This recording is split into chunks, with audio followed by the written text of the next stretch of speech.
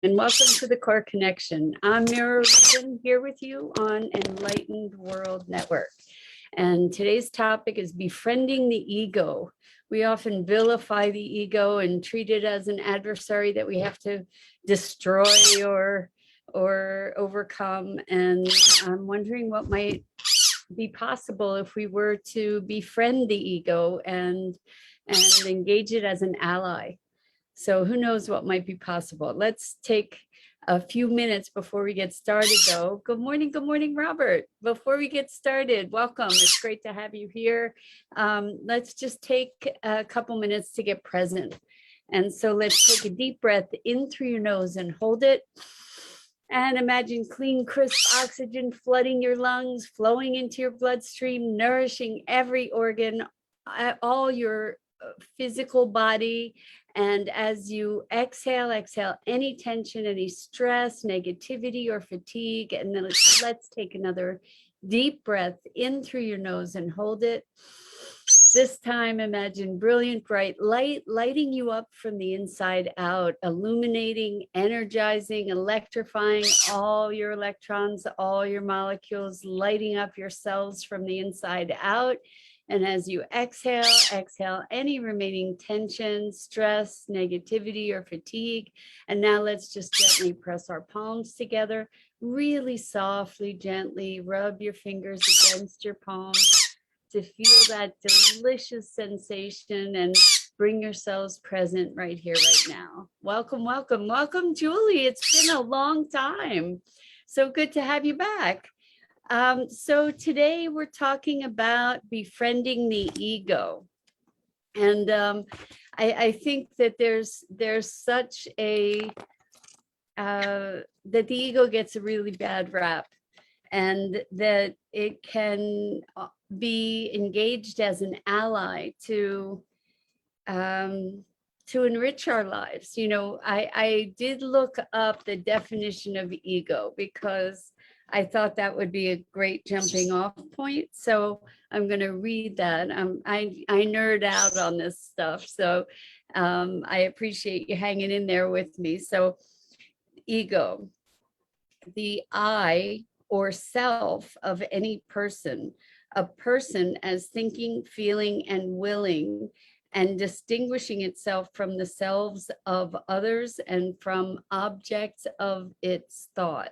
Good morning, Andrea. Welcome. It's great to have you here. We're talking about befriending the ego. So before we even get started, we're going to get clear on at least what the dictionary says the ego is. And then in the context of psychoanalysis, the ego is the part of the psychic apparatus that experiences and reacts to the outside world, and thus mediates between the primitive drives of the id and the demands of the social and physical environment. Good morning, Dennis. So good to have you here. We're talking about the ego and befriending the ego. So those are the definitions. And if we look at the philosophy-based or oriented definition, the ego is the enduring and conscious element that knows experience. So good morning, Curry. Good morning, Curry. I don't know how to pronounce your last name, but welcome. It's great to have you here. So we're talking about befriending the ego because, as I said a minute ago, I think the ego gets a really bad rap. We want to talk about you know, in spiritual transformation, the ego is often the villain that is responsible for all the negative attachments and reactions. The thing is that the ego is also the mediator, right? So the ego is also responsible for our positive reactions. And when we talk about egotism or egocentric, then we're maybe talking about a perversion of the ego, like where there's an imbalance of the ego. But what if there's a balance? The ego is the tool through which we interface with the world. And so I'm wondering, when we learn to be kinder and gentler to ourselves, what is it that's doing that? That's the ego also, right? It's ego behaviors, it's ego profiles, shall we say. When typically we talk about when we experience our suffering, we experience that as an effect of the ego. And in the purest sense, that's true, because it is the ego that is the navigation tool through the world, and part of our GPS, so to speak, for navigating through the world is judgment. Hello, Josie. Welcome, welcome. So good to have you here. We're talking about the ego and befriending the ego, and what it might be available if we recognize the ego as an ally. Because until we can, in my opinion, this is just opinion, it's not fact, but where I am at this moment is that if we don't befriend the ego, if we don't recognize the positive sides of the ego, then we are going to be constantly at war with ourselves. And so by recognizing the good sides of the ego, by recognizing the value and the importance of our relationship with ourselves. I mean, typically, really, the self that we are most familiar with is the ego self, right? And so we all get to navigate struggles, ego struggles in our lives. When we're experiencing sadness, when we're experiencing pain or joy or elation or confidence, or all of those things on the whole spectrum are ego based. And I think when we're at war with the ego, we're at war with ourselves. So now, if we're talking about transcendent spiritual experience, like true spiritual transformation, then maybe there is an ego death at that time, or in that context, in which the norms of behavior and interface with the world are shifted radically, and there's no sense of personal identity any longer. However, I'm just putting it out there that what I believe, that any interface that we have with the world outside of that awakening is ego based. Welcome, welcome, Grace Isis. Good morning to you. And it's wonderful that we are present in it with each other in this morning. Beautiful. Well, welcome. So we're talking about befriending the ego, because I think we tend to be often adversarial in our relationship with ourselves. And we say, well, that's my ego. Well, when we ow, Maggie just bit my foot. She really has a thing about feet. And she bites hard, and her beak is very sharp. Anyway, when we tend to recognize the ego when there are negative impacts of it, but I don't think we give it equal play when there are positive impacts of it. So lots of the joy and the kindness and the love and the connection that we feel is also coming from the ego. You know, it's not just a facet of our being that is responsible for being self-centered, or although we might make a case that pretty much everything we do is self-centered in some way or another, right? And in that respect, okay, the ego can be or is the identifier of self. So as long as we recognize ourselves as distinct from others, that is ego. That is an expression of the ego, right? So if we allow that the ego is an essential part of our social expression, that it is the vehicle of our social expression, perhaps we can learn maybe to tame the darkness. I mean, that's what we're all up to anyway, right? Is to be moving more into the light, and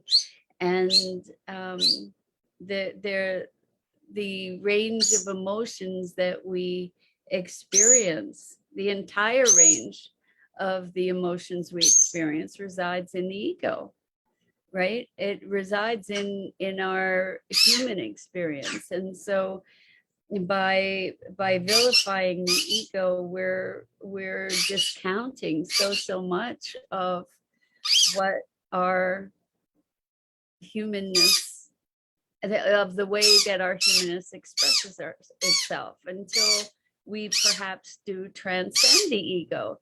Good morning, Bernadette. Thank you. And Maggie says good morning to you as well. You can hear her. She's on one of the lights that I have that illuminate this space, standing up there and giving her commentary. So I'm wondering what your perspectives are on the ego, and if this is maybe a little bit of a new take to consider that we are not the selves that we recognize without recognizing the ego that is the vehicle of that expression. Good morning, Lisa. Welcome. Oh my, you're at the dentist. Sorry about that. I hope it's not something painful. Maybe, hopefully just a routine cleaning, I hope. But yes, I've had lots of experience with dentists, and I know that can be a source of lots of trauma for people. But anyway, back to the ego. I think this is a really hot topic because I think it expands our perception, and maybe gives us a place to create more alignment within ourselves, because I know that we often feel like we're fighting with ourselves, and naming that part that we're fighting with as the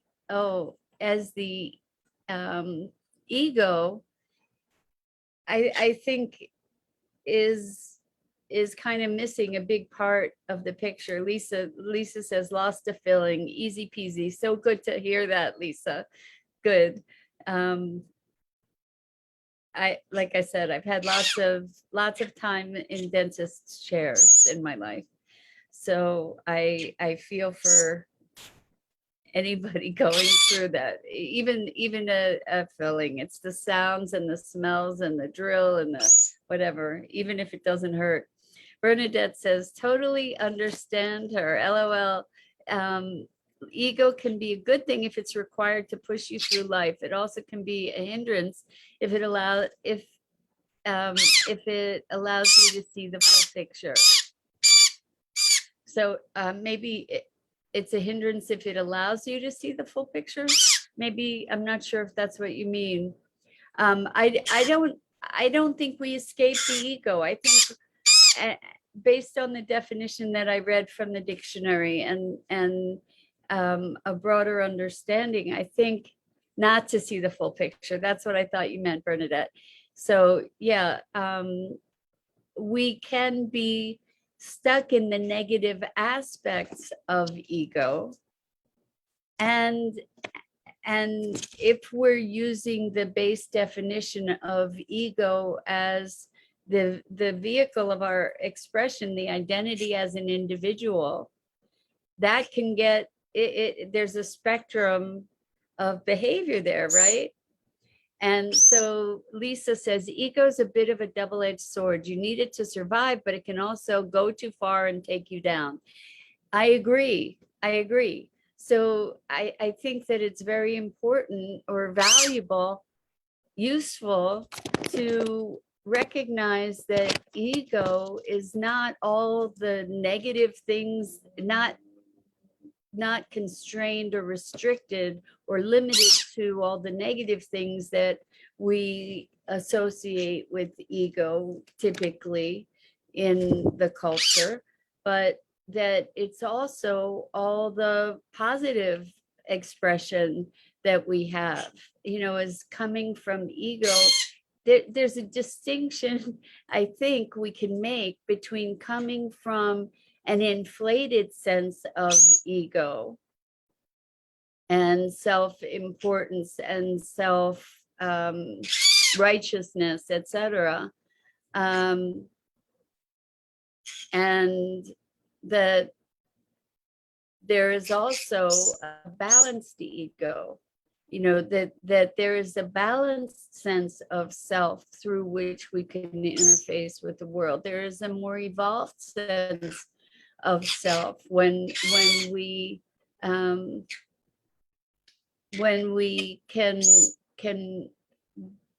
direct the ego in more positive expression. So Lisa says, check yourself before you wreck yourself. I love it. It's like when you get carried away with yourself, that's the ego going on a rampage, right? But I guess our ego, our sense of self, when we're connected to our source self, when we're connected to our hearts, then I believe that tends to balance the expression of the ego. Good morning, Rosalind. So exactly. So Rosalind says, I associate ego with someone who is self-absorbed. And I think that that's the cultural understanding of the ego. And the interesting thing is, I'll just read it again because I know a bunch of you came in after I read the definition of ego according to the dictionary. Let me just find it. Here we go. So the definition of ego is the I or self of any person, a person as thinking, feeling, and willing and distinguishing itself from the selves of others and from objects of its thought. And in psychoanalysis, the part of the psychic apparatus that experiences and reacts to the outside world and thus mediates between the primitive drives of the id and the demands of the social and physical environment. So I think we've been very conditioned to vilify the ego, saying it's different. The ego is distinct from being egocentric or egotistical, which is the ego run away with itself. A person running away with their own self-importance or their own, well, I think that says it well, their own self-importance. I think that a balanced ego is reacting and responding and interacting. It is the vehicle through which we interact with the world. And the reason I'm having this conversation is because I see so many of us at war with ourselves, literally at war with ourselves, like trying to kill the ego, overcome the ego, silence the ego. But the thing is, maybe what we're looking to do is to balance the ego, to find ourselves more connected and more purely present and expressed. And the ego is the vehicle through which we do that in life. When we talk about, and I'll just reiterate this, when we talk about ego death, what we're really talking about is transcendence of the individuated human experience. You know, where we're entering a realm of oneness and connection. Most of us don't live day to day from that place. And it is the ego that is our interface between whatever that spirit is manifest in this physical form and the physical social environment. So we cannot separate ourselves from the ego outside of that transcendent experience. The ego is our vehicle of communication, and when we reconcile that, I believe we have a greater ability to make peace within ourselves, to recognize that the ego is a tool. We get to utilize it as a tool to interface with the world. It is a vehicle of expression. We are individuated beings, or at least there's the illusion of our individuation here in our physicalness, right? And so part of the operating mechanism of that maybe it holds the illusion in place, maybe it's just a part of the whole mechanism, but it's inextricable. The ego is inextricable from our human expression as individuals. At least that's what I'm noticing. So I'm wondering if we talk about reframing a lot. I'm wondering if we can reframe the notion of the ego so that we don't just attribute all this nastiness to it. If we recognize that all the good stuff is part of the ego too, then maybe we can find that nastiness and transform it or redirect it in the context of a more whole view of the ego. So Bernadette says, some misunderstand the difference between ego and manipulation. Exactly. So ego gone wild, which is typically what we talk about when we talk about ego, can be manipulative, can be destructive, can be violent, can be self-righteous, self-important, etc. Right? Self-centered to a negative extreme. So there are, I'm not disputing that there are negative attributes that of which the ego can be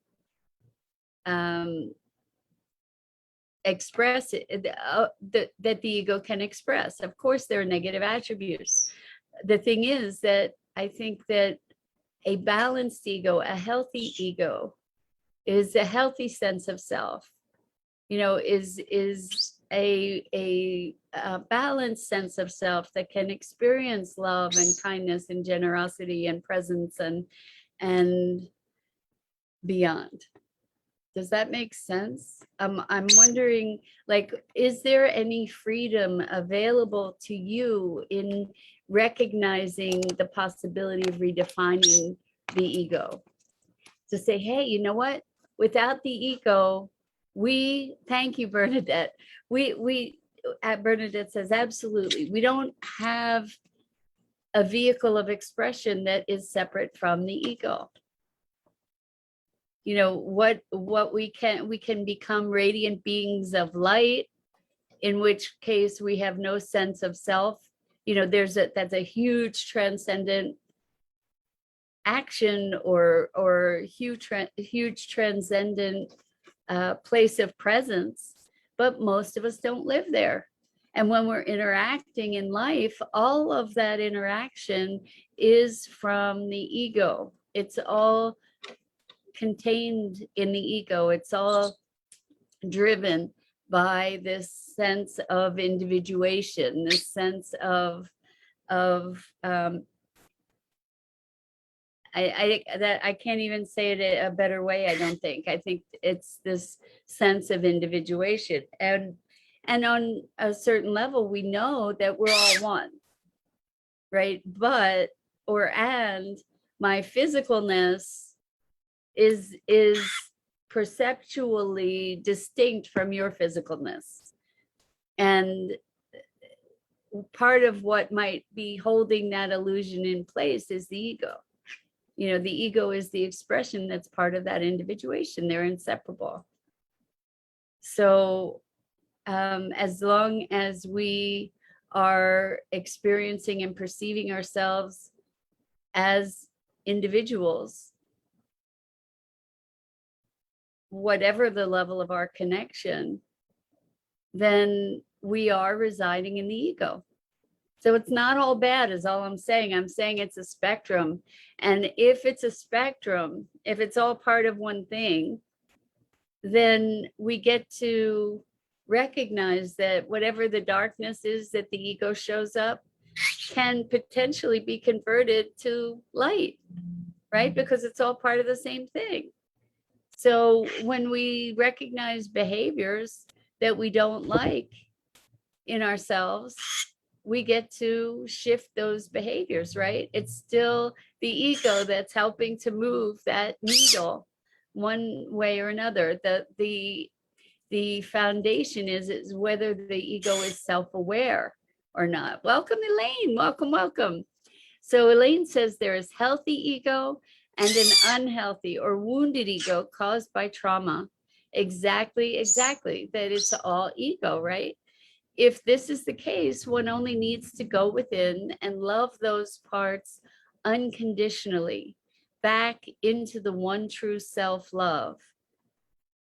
When this is completed, there's no separation felt, seen, or known.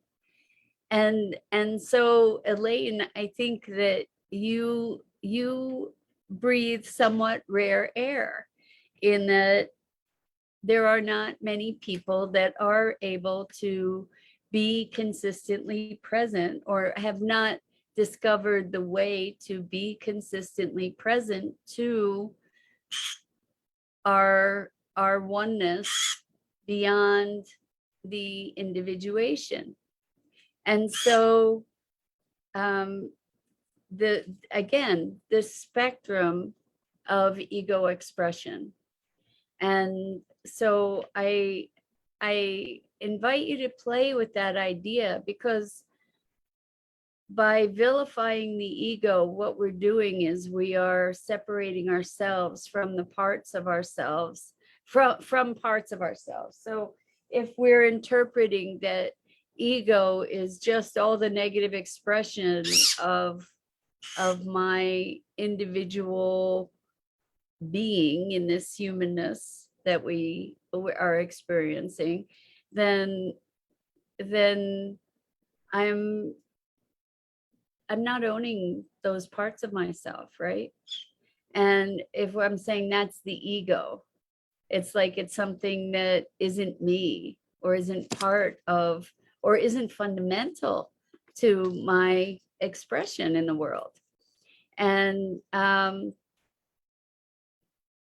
Elaine says it's not about consistency, it's about practice. Trusting your own process as you awaken to the one true self is tailored individually to each soul. I agree with you, Elaine, that we each have our own journey. And I'm just suggesting here that when we allow for all aspects of ourself, when we are able to accept and embrace the all aspects of ourselves, then we come to a wholeness. We come to a an integration that allows for a release of the resistance that keeps us from experiencing ourselves as whole and connected. And it is part of our personal evolution. And I'm just thinking that this whole ego thing, the way that we've perceived the ego has been really tainted by negativity. So interestingly, like I have a conversation with some of my clients that are hearing this voice that is telling them they're bad, they're wrong, whatever. And historically, this voice, this negative impact input would be, oh, well, that's the ego talking. And so I've renamed that for my clients to say that's the bully. That's the bully. That's like programming and input from the past or from other people that is there to just sort of try and keep you doing the same things. And those behaviors, or that intention, has been ascribed in lots of conversations that I've experienced to the ego. And maybe it is one aspect of the ego, but it is not the ego in its entirety. And so renaming it the bully gives us an opportunity to say, oh, you're the bully. I don't need to play with you. Go play in your own place and let me be. And that way we get to recognize the ego as a whole thing. We might have a wounded ego, we might have a healthy ego, we might have all of the above, in different aspects. But I'm not looking to give us ways to separate ourselves from ourselves. And maybe the bully, I don't know, I have found that identifying the bully is a useful tool. I just take issue with characterizing that as the ego, because that's really an incomplete notion of what the ego is and the necessity for it. I mean, it is our interface with the world. It is the self through which we integrate and interface with the world.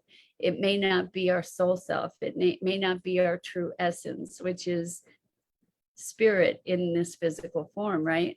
And we do talk about ego death, again, being the transcendence of the experience of individuation, pretty much. So thank you for nerding out with me on this topic. I think it's a good and interesting topic. I think it's there are insights available to us and greater freedoms available to us through really looking at what the ego is and how it serves us, how it is our vehicle of expression, and what it looks like to have a balanced ego or to be out of balance, etc., etc. So on that note, I just want to say, I really do appreciate your engagement with these musings. It's very fulfilling to me and enriching, and I appreciate it. I appreciate you. And I think that's it for this morning. So I'm Mira Rubin. This is the Core Connection, and I go live here on the Enlightened World Enlightened World Network Facebook page every weekday morning at 9 a.m. Eastern. And I invite you to check out the other awesome programming on the Enlightened World Network pages, Enlightened World Living, and EWN One with the Earth. So Until next time, so much love and deep, deep, deep appreciation for you.